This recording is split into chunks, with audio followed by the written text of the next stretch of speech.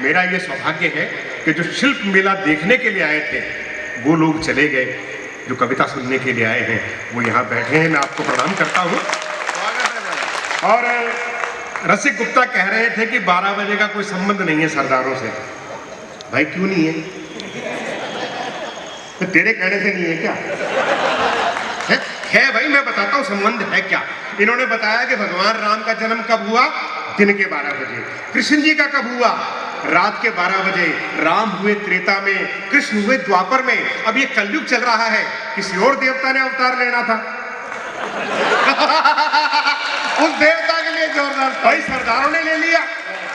और देखिए आप, घड़ी की 3 सुइयां हैं, सबसे तेज भागने वाली सुई है सेकंड्स की, तो बहुसंख्यक हिंदू धर्म का प्रतिनिधित्व करती है। दूसरी सुई है मिनट वाली, मुस्लिम भाइयों के हिस्से में आई है। अरे तीसरी सुई का पता लगता नहीं कि चल रही है कि नहीं चल रही, घंटे वाली सरदारों के हिस्से में वो आई है। जहां तीनों सुइयां मिलती हैं वहां 12 बजते हैं। अगर देश में राष्ट्रीय एकता पैदा करनी है, सांप्रदायिक सद्भाव पैदा करना है, प्रेम और भाईचारा पैदा करना है, तो इन तीनों सुइयों को मिलाना होगा और देश के 12 बजाने होंगे। क्या बात है, बहुत अच्छा। और जो ये कह रहे हैं, इतिहास भी जान लें कि जब विदेशी आक्रमणकारी हमारी बहन बेटियों को उठाकर ले जाते थे तो हिंदू धर्म के सिपाही सिख रात के 12 बजे उन पर आक्रमण करते थे, अपनी बहन बेटियों को सुरक्षित छुड़ा कर लाते थे। इसलिए वो विदेशी कहते थे कि 12 बज गए, 12 बज गए। इनकी जानकारी नहीं, मैं उनको बता दूं। और कहीं डॉक्टर हरिओम कुमार कहते हैं कि हम कर्जा खाए बैठे हैं गुरु गोविंद की कुर्बानी का। हम कर्जा खाए बैठे हैं गुरु गोविंद की कुर्बानी का। हम क्या एहसान चुकाएंगे उनकी आंखों के पानी का। हम उनकी पूजा करते हैं आजादी के आधारों में, जिनके आगे जिनके 2-2 बेटे चिन गए दीवारों में, जिनके आगे उनके 2-2 बेटे चिन गए। भाई वाहेगुरु जी दा खालसा, वाहेगुरु जी की फतेह। अब इसके बाद प्रसाद भी बंटवाना है क्या? भाई मुझे तो यही लगा कि हम गुरुद्वारे में आ गए हैं। भाई पी के मस्त जी मस्त है। और इधर ये हमारा भाई कहाँ गया? वो दीपक पारिक इधर उधर निकल गया। वो समझदार है, निकल इसलिए गया। अगला कह रहा था ट्रैफिक तोड़ेंगे और 4 लेन में जो है वो प्रेम मोहब्बत करेंगे। बेटा तू ये जानता नहीं है कि ये ट्रैफिक के इंस्पेक्टर हैं। सुबह तेरा चालान कटा पाएगा, कविता के पैसे उसी में निकल जाने सारे के सारे। और चालान बहुत महंगे हो गए भाई। वो तो चली चला गया भाई मेरा। अरे दूसरी बात है, किशोर जी आए थे ना, और किशोर जी बता रहे थे कि मेरी कविता में राधा राधा आती है, राधे राधे राधे राधे। इसमें क्या दिक्कत? अखिलेश के कृष्ण जी आया करते थे। भाई आने जाने का चक्कर। और अपनी पत्नी बैठी है सामने। भाभी जी ख्याल करो, ये एक आदमी शादीशुदा राधे राधे कर रहा है, रुक्मणी को छोड़ के राधा की बात कर रहा है। ये विवाहितर संबंधों के अंदर रुचि रख रहा है आदमी। संभाल के रखो, हाँ संभाल के रखो आदमी को, जो है इधर उधर भटकने मत दो। चलो खैर बात हुई, मैं आपको कविता के साथ जोड़ता हूँ। ये तो बीच की कुछ भूमिकाएं बन गई। ऑनर किलिंग से प्रेम कथा फेल हो गई। क्या बात है? ऑनर किलिंग से प्रेम कथा फेल हो गई। दादा हत्यारों की तो अगले दिन ही बेल हो गई।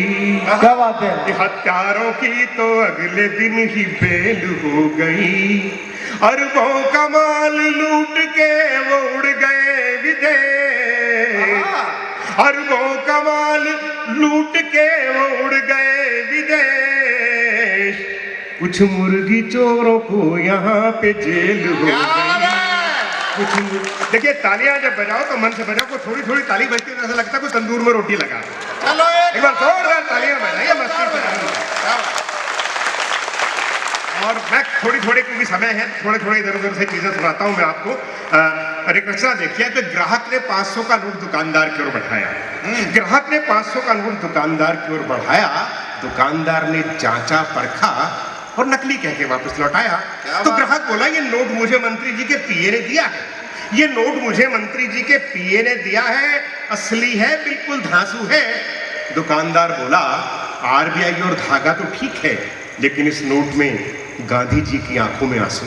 क्या बात है दादा, बहुत बढ़िया, बहुत अच्छा। लेकिन इस नोट में गांधी जी की आंखों में आंसू है। तो ग्राहक बोला, तुम ठीक कह रहे हो, तुम ठीक कहते हो।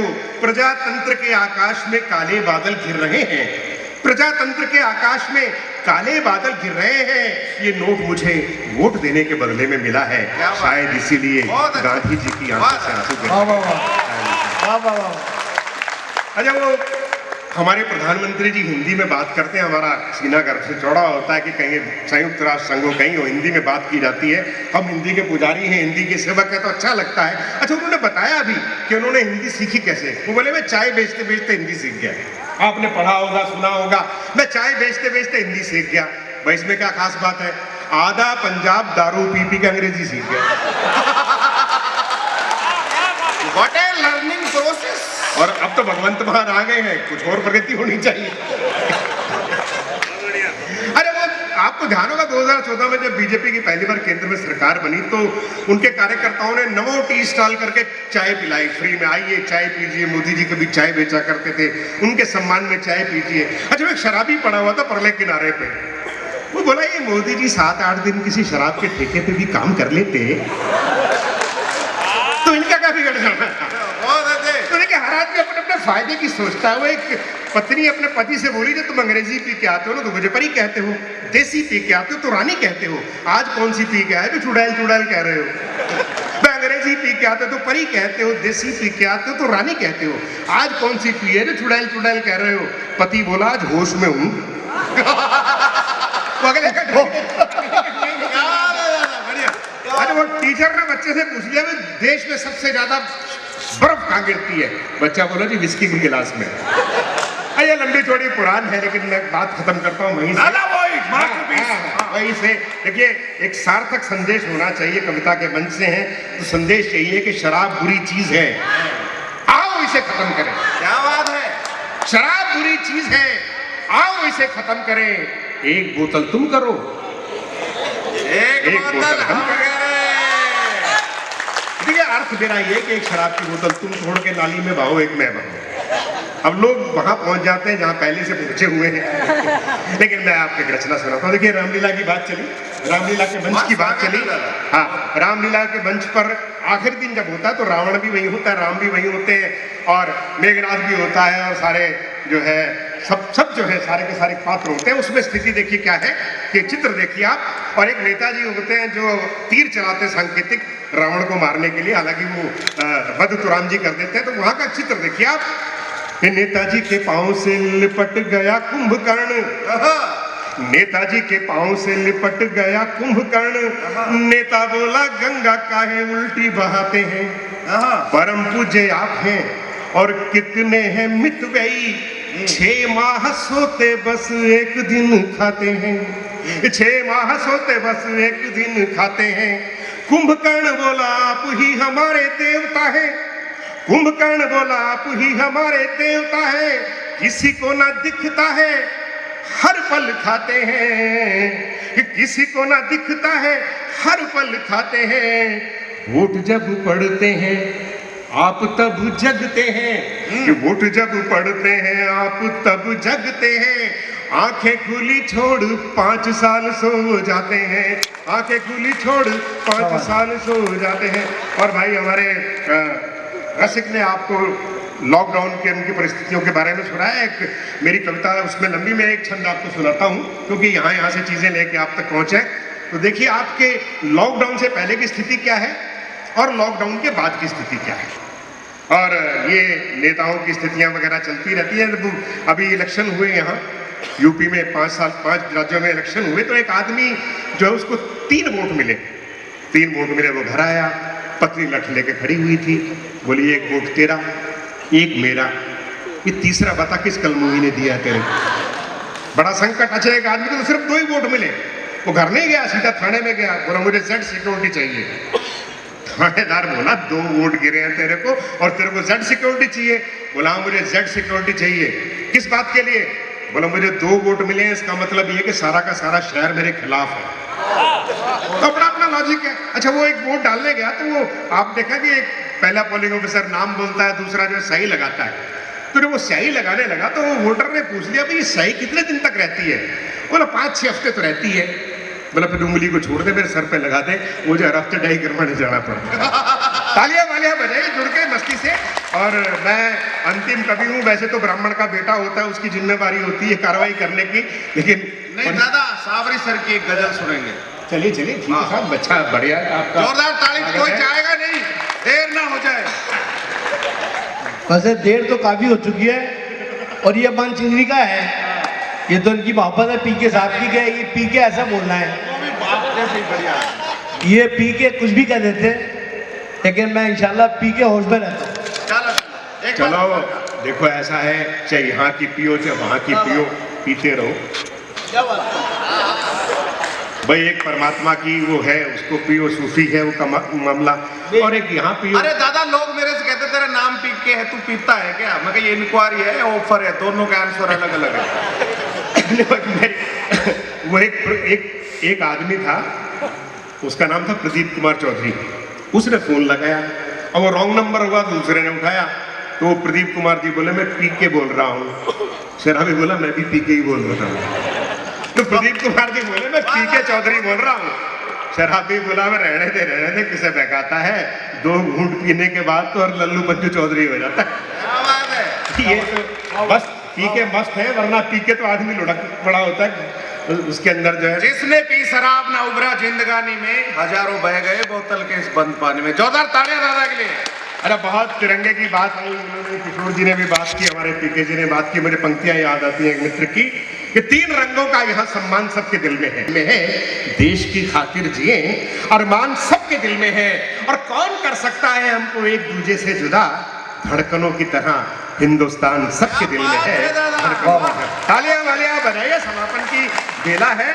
और देखिए रचना का एक अंश मैं सुनाता हूं आपको कि कोरोना से पहले क्या स्थिति थी और लॉकडाउन के बाद क्या स्थिति हुई। कि कोरोना से पहले पति रसोई में घुसता तो पत्नी छिड़कती थी, देती मीठी गालियां, तुम ही पानी पियोगे, मैं मर गई हूं क्या। और हाँ, ऐसे ऐसे संबोधन सुनने को मिलते थे। और बाद में देखिए क्या हुआ लॉकडाउन में कि कोरोना से पहले पति रसोई में घुसता तो पत्नी झिड़कती थी, देती मीठी गालियां, दाल और सब्जी बनाता अब रोज वही, रोज चमकाता बैठ चम्मच और थालियां, घूंघट नकाब बुर्के को जो कोसते थे, घूंघट नकाब बुर्के को जो कोसते थे, मास्क पहनो तो बजाते वही अब तालियां। और कोविड की औलाद साले कोरोना के बीज पैदा हो गई हैं अब नई नई गालियां, पैदा हो गई हैं अब नई नई गालियां। मित्रों एक कविता विशेष मैं सुनाना चाहता हूँ, ये कविता इसमें लंबी है लेकिन मेरा मोह एक कविता का है। दादा कल मैंने एक को पकड़ा, वो उसमें बोला कि मैं क्यों पी रखा है, बोलो मैं तो डबल डोज ले रखा है, मगर लगता तो ऐसा लगता है बूस्टर डोज भी ले रखा था ना। नहीं ये तो अलग अलग चीजों से पता लगता है। हमारे सूरत जो भी पढ़ रहे थे, मैंने इनसे पहले कहा, मैं कहा भैया कुछ खाया पिया करो। बोला जी पड़ोसी के 5 लाख खा चुका हूं और कितना खाऊं। ये चीजें चलती रहती है। रचना देखिए, हमारे पीके मस्त भाई जो है, और जो इतना मस्त हो, इतने निश्चल मन का हो, तो आप महसूस कर सकते हैं कि वो उसकी सादगी, उसका जो भोलापन है वो उसके नौकरी में भी होगा और ईमानदार व्यक्तित्व के रूप में उनकी पहचान होगी अपने अपने विभाग के अंदर। एक बार जोरदार तालियां आप इनके लिए बजाइए। और मैं एक विशेष कविता सुनाना चाहता हूँ पुलिस पर। वो मास्टरपीस। हाँ, पुलिस पर मैं कविता सुनाना चाहता हूँ। मेरी ये कविता पुलिस पर है। देखिए हर व्यवसाय का अपना कोई ना कोई देवता है। शोध की कविता है। आपको लगेगा कि कविता लिखना जो है वो कहते हैं ना कि कैसे कैसे कविता लिखते, पूछो इन फनकारों से, ये सब लोहा काट रहे हैं कागज की तलवारों से। तो कविता लिखना आसान काम नहीं है, लेकिन कविता आती है जब माँ सरस्वती की कृपा होती है। दादा की एक खासियत है, मैंने ये हॉस्पिटल गए तो हॉस्पिटल की कविता, जिस भी जगह जाते हैं उसकी सारी कविताएं, इतने जोरदार लीजेंड आदमी हमारे बीच में, सरदार जी के सर, जोरदार तालियां बजाओ मन से। वैसे मैं शमशान भी बहुत बार गया हूँ, लेकिन उस पर भी लिखती नहीं हुई। पागल खाने नहीं गए? नहीं, वहां आपसे मुलाकात हुई तो फिर मैं जाना ही गला भूल गया। मैं भी उसी इलाके का हूँ जहाँ के आप हो। मैं मूलतः नारनौल का रहने वाला हूँ, जो राजस्थान और हरियाणा के संधि स्थल पर है। दोनों का ट्रांजिशनल एरिया है, तो वहीं से भाई के मस्त आते हैं। तो देखिए हर व्यवसाय का कोई ना कोई देवता है। अब माँ सरस्वती की हम अर्चना करते हैं। आप चले जाइए किसी जूते काटने वाले की दुकान पे, वहाँ आपको भगत रैदास का चित्र मिलेगा। आप चले जाइए नाई की दुकान पे, सैन भगत का चित्र मिलेगा। कहने का तात्पर्य है कि हर व्यवसाय का कोई ना कोई देवता है। तो मैंने सोचा कि जब हर व्यवसाय का कोई ना कोई देवता है, तो पुलिस का भी देवता कोई ना कोई होना चाहिए। तो मैंने शोध किया और पाया कि हनुमान जी जो है वो पुलिस वालों के देवता हैं। क्या बात है। और आपने देखा भी होगा कि थानों के अंदर ज्यादातर जो है वो हनुमान जी के मंदिर मिलते हैं। वो उनको पता नहीं होगा कारण क्या है, लेकिन मिलते हैं। तो मैंने उस पर शोध किया। अरे वो देखिए बात क्या है, हनुमान जी इतने डिमांडेड हैं, कलयुग के अंदर हम ये मानते हैं कि और कोई देवता नहीं है, हनुमान जी जो है वो साक्षात विद्यमान है इस कलयुग के अंदर। तो एक बंगाली बोले भी हनुमान जी तो हमारे देवता। बोले तुम्हारे कैसे? बोले हमारे नाम होते हैं चटर्जी, मुखर्जी, ऐसे ही बानर्जी। तो एक मुस्लिम भाई बोले भाई क्या बात करते हो, हनुमान जी तो हमारे देवता हैं। बोले तुम्हारे कैसे? बोले हमारे नाम होते हैं सुलेमान, रहमान, ऐसे हनुमान। तो सरदार जी बोले फालतू बातें तुम दोनों बंद करो, हनुमान जी हमारे देवता हैं। बोले तुम्हारे कैसे? बोले पत्नी किसी की ले कोई गया और तीसरा आदमी अपनी पूंछ में आग लगाता हुआ घूम रहा है, तो सरदारों के अलावा और कोई तीसरा ही आदमी काम नहीं कर सकता। रचना देखिए आप, हास्य व्यंग की रचना है और अंत में पहुंचेंगे दोनों पक्ष है पुलिस के। कि मुस्कुराते हुए मंद मंद मैंने हरियाणवी हवलदार से पूछ लिया हनुमान जी और पुलिस में संबंध। तो वो बोला रामचंद्र जी मर्यादा पुरुषोत्तम थे। कि रामचंद्र जी मर्यादा पुरुषोत्तम थे यानी कि जेंटलमैन थे। हनुमान जी उनके डायरेक्टर जनरल ऑफ पुलिस थे, दुनिया के सबसे पहले पुलिसमैन थे। सबसे पहले पुलिसमैन कैसे थे कि सीता माता की किडनैपिंग का मामला उन्होंने सुलझाया था। दुनिया का सबसे पहला अपराध। इससे पहले आपके संज्ञान में कोई अपराध नहीं होगा, जब अपराध होगा तभी तो पुलिस आएगी। कि सीता माता की किडनैपिंग का मामला उन्होंने ही सुलझाया था, हवा में तैर के अशोक वाटिका में बरामद करके दिखाया था। और पुलिस वाले सिपाही की खास आदत होती है कि अगर उसे मूंगफली खानी है तो सीधे सीधे रेडी या ठेले से मूंगफली नहीं उठाएगा, पहले डंडा मारेगा, 20-30 बिखेरेगा, उसके बाद एक मूंगफली उठा के खाएगा। अब ये आदत देखिए कहां से कि पुलिस वाला जितना खाएगा उससे ज्यादा बिखेरेगा, कि पुलिस वाला जितना खाएगा उससे ज्यादा खिलाएगा। ये नियम हनुमान जी ने बनाया था। अगले ने अशोक वाटिका में पेड़ भी तोड़ दिए थे पर केला एक ही खाया था। तालियां वाले जरा जुड़ के बजाइए, देखिए शोध की कविता है। और देखिए उसके बाद ये कि मिलान वाले ने तो हद कर दिया, वो बता रहा है समानताएं, और जहां आपको लगे कि मैंने समानता ढूंढने की कोशिश की, अच्छी लगे बात तो पहले हो जाइएगा, वरना शायर भाव से सुनिएगा कि देख मिलान वाले ने तो हद कर दी। आहा, कलर में देख ले, रंग में ही देख ले, हनुमान जी की चमड़ी और हमारी वर्दी दोनों खाकी रंग की हैं। अच्छा, हनुमान जी के मुंह पे लाली है, तुम्हारी वर्दी कौन सी लाल रंग से खाली है? हनुमान जी कने पूछ, तुम्हारा कने मूछ। कि हनुमान जी कने पूछ, तुम्हारे कने मूछ, और हनुमान जी के पास सूटा है, तुम्हारे डंडे का साइज कौन सा कम मोटा है? क्या बात है। तो मैंने कहा हनुमान जी तो इतने बुद्धिमान और बलशाली थे, उन्होंने कभी भी तिल को नहीं बनने दिया था। कि हनुमान जी इतने बुद्धिमान और बलशाली थे, उन्होंने कभी भी तिल को नहीं बनने दिया था। जब उन्हें संजीवनी बूटी नहीं दिखाई पड़ी तो वो उठा लाए पूरा पहाड़।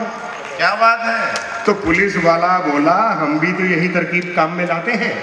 पुलिस वाला बोला हम भी तो यही तरकीब काम में लाते हैं, जब हमें अपराधी नहीं मिलता है ना, उसका पूरा परिवार उठा लाते हैं। संजीवनी समझ जाता है, उसका पूरा परिवार उठा लाते हैं। मैंने कहा हनुमान जी हमेशा राम राम रखते थे, उन्होंने चीर कर दिखा दिया था कि उनके दिल में बसते हैं राम। उन्होंने चीर कर दिखा दिया था कि उनके दिल में बसते हैं राम। तो पुलिस वाला बोला हम भी तो दाम दाम रखते हैं। अरे हम भी तो दाम दाम रखते हैं, ड्यूटी टाइम में हमारी कोई सी भी जेब फाड़ के देख लो, सब में मिलेंगे दाम। तो उसके इतना कहते ही भारतीय पुलिस का एक समग्र चित्र मेरी आंखों के सामने उभर आया। ये भारतीय पुलिस का एक समग्र चित्र मेरी आंखों के सामने उभर आया, जिसके आधे भाग में दो पुलिस वाले ट्रक वालों से जबरन पैसे ऐंठ कर अपनी जेबें भर रहे थे। कि जिसके आधे भाग में दो पुलिस वाले ट्रक वालों से जबरन पैसे ऐंठ कर अपनी जेबें भर रहे थे, तो शेष आधे भाग में दिल्ली पुलिस के ओम प्रकाश, रामफल और विजेंद्र संसद को बचाने की खातिर आतंकियों की गोलियों से मर रहे थे। आतंकियों की गोलियों से मर रहे थे। धन्यवाद।